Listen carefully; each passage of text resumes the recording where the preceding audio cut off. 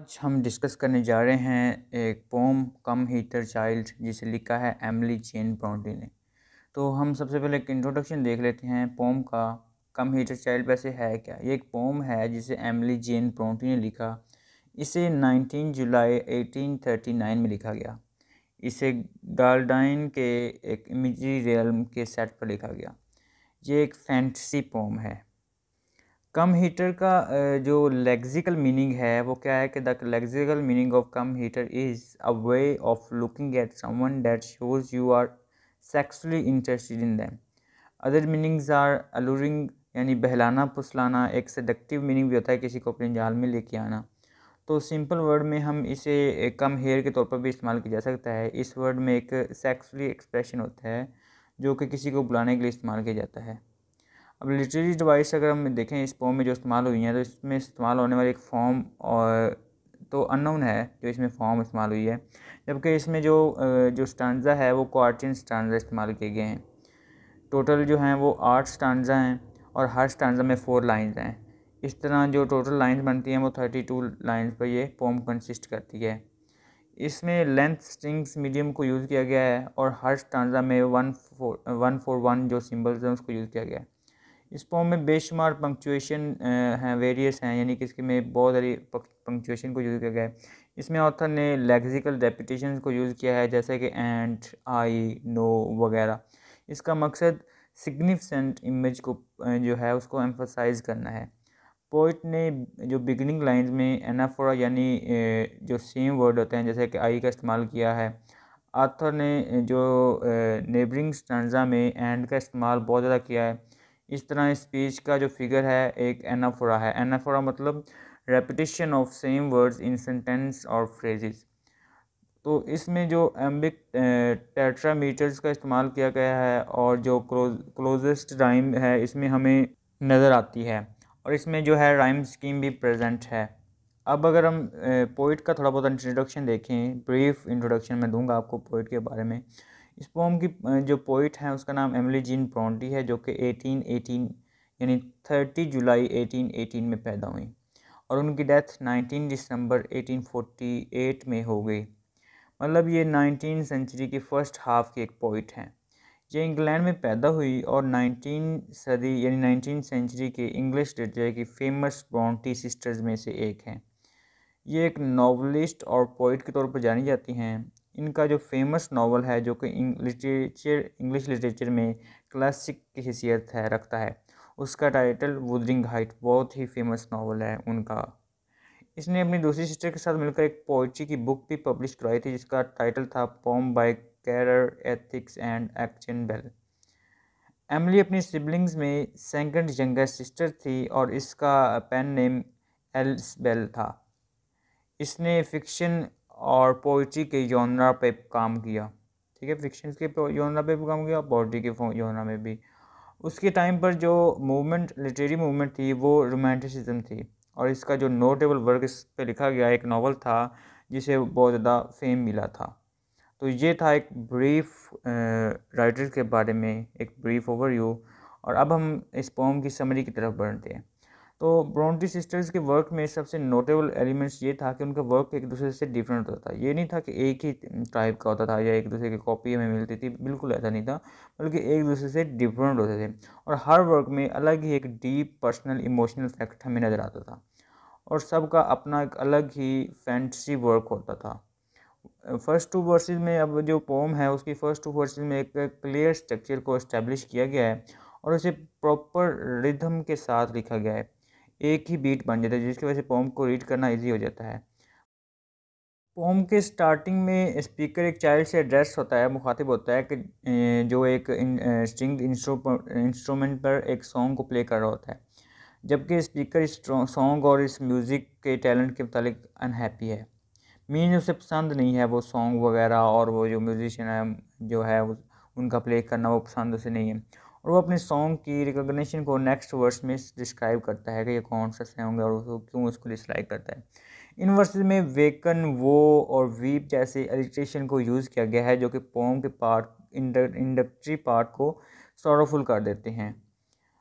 क्वार्टियंस के next pair में speaker अपने इस सॉन्ग के साथ जो अटैचेज यादों हैं उनको रिकॉल करता है। उसे याद आता है कि 6 साल की एज में उसने एक फेस्टिवल को अटेंड किया था और ये फेस्टिवल एक पॉपुलर और जॉयस ओकेजन था और चाइल्ड वहाँ से सॉलिट्यूड तन्हाई में जाना चाहता है क्योंकि वो सैड है। इस तरह इस पोम के जो ग्रीम टून है यानी दुख की सूरत है वो बरकरार रहती है, जिसके लिए आथर ने एक चैम्बर डार्क एंड कूल का इस्तेमाल किया है। नेक्स्ट वर्स में स्पीकर याद करता है कि इस चाइल्ड को सॉलिटरी रूम मिल जाता है जो कि डार्क और कूल्ड है। ये फीलिंग उसे लोनलीनेस का एहसास दिलाती है। अब पोइट जो है वो अपनी मेमोरीज़ को रिकॉल कर रहा है और ख़ुद अपने पास्ट में जा रहा है और अपने आप को एक चाइल्ड कह रहा है और बता रहा है कि जो चाइल्ड है उसे वो लोनली रहता था और उसे डार्क और कूल एक जगह मिल जाती है। ये फीलिंग उसे लोनलीनेस का एहसास दिलाती है। यहाँ पर जो फेस्टिवल क्राउड है और लोनलीनेस रूम के दरमियान एक इंटरेस्टिंग कंट्रास्ट को शो करता है।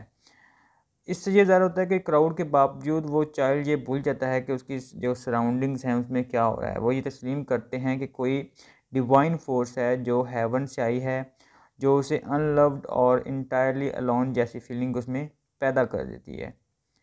अब नेक्स्ट डिस्क्रिप्शन में ये डिस्क्राइब किया गया है कि विंड बहुत ज़्यादा लाउड हो जाती है, इतना लाउडर कि फेस्टिवल के साउंड्स बिल्कुल ख़त्म हो जाते हैं और ये स्पीकर की मेमोरी में चाइल्ड की जो मेंटल स्टेट को अंडरस्टैंड करने के लिए काफ़ी है।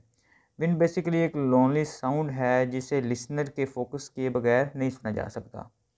चाइल्ड अपनी जो लोनलीनेस है उस पर सबसे ज़्यादा फोकस करता है, फिर वो अपने फेयर्स को इस बंद कमरे में मैनिफेस्ट करने की कोशिश करता है। ये एक नाइटमेयर की डिस्क्रिप्शन है और इस सीन से ये इस पोम का एटमॉस्फेयर सारफुल से क्या हो जाता है, फेयरफुल की तरफ हो जाता है। यानी इस जो पोम का जो एटमॉस्फेयर है वो गमज़दा है उससे हट के क्या हो जाता है, यानी गम की तरफ चला जाता है, फेयरफुल हो जाता है यानी डर की तरफ चला जाता है। नेक्स्ट अब इस पोम में जो है एब्सोल्यूट टेरर के मोमेंट को डिस्क्राइब किया गया है। इस पोम में क्या होता है कि लोनलीनेस एक कांस्टेंट थीम है। पेन अपने क्लाइमेक्स पर पहुंची है यहाँ तक कि उन्हें एक दूसरे रूम से सॉन्ग की आवाज़ आती है।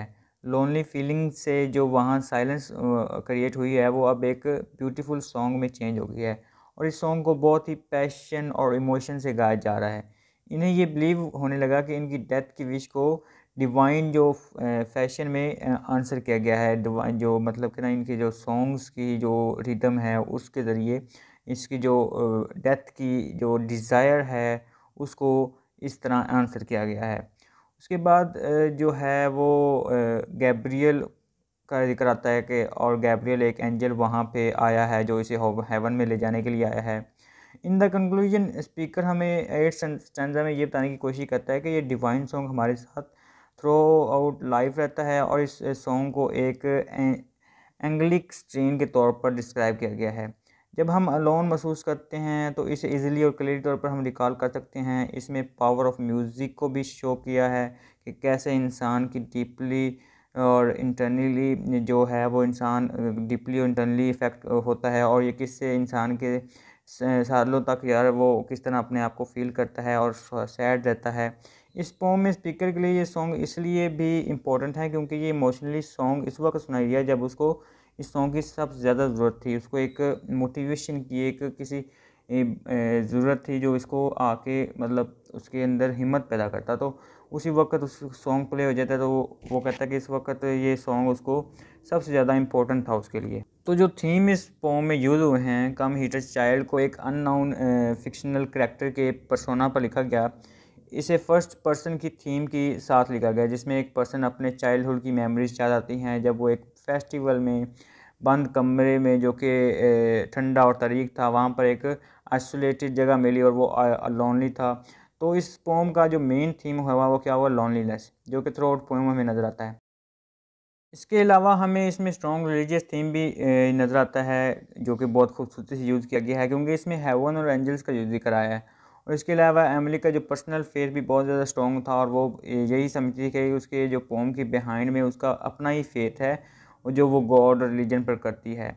बेसिकली इस पोम का जो स्ट्रक्चर है वो विक्टोरियन कन्वेंशनली है क्योंकि इस पोम में जो 4 लाइन स्टैंजा के साथ ए बी की राइम स्कीम है और उसके साथ ही जो एम्बिक टेट्रामीटर को भी यूज़ किया गया है जो कि इस पोम को फिक्टिशियस बनाता है, मतलब कि बहुत ज़्यादा जो है एक प्रॉपर बनाता है। ब्रोंटी इस लिहाज से एडवेंचरस लगती है क्योंकि वो कभी कभी अपनी पोइट्री को अपने मोर डीप इमोशंस को एक्सप्लोर करने के लिए यूज़ करती है, और मतलब वो अपनी पोम्स के ज़रिए अपने इमोशंस को एक्सप्रेस करती है, अपनी फीलिंग्स को ज़ाहिर करती है। तो जो एमिली ब्रोंटी है वो पोइट्री अपने इमोशंस, अपने मोर डीप इमोशंस को एक्सप्लोर करने के लिए यूज़ करती है।